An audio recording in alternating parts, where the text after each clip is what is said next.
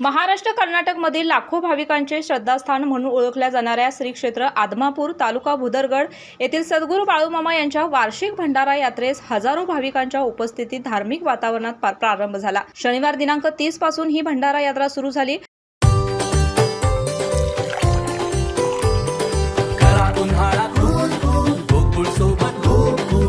गोकुळ सोबत गोकुल।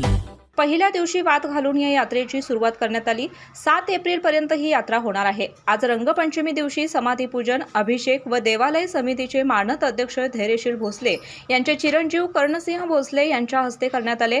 या प्रसंगी हरिभजन, धनगरी, ढोलवादन असे विविध कार्यक्रम संपन्न झाले।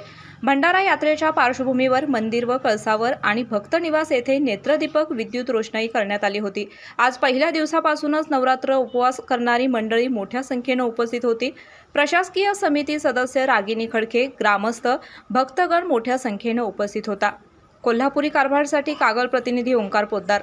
अशाच नवनवीन अपडेट पाहण्यासाठी आमच्या KK न्यूज चॅनेलला सबस्क्राइब करा।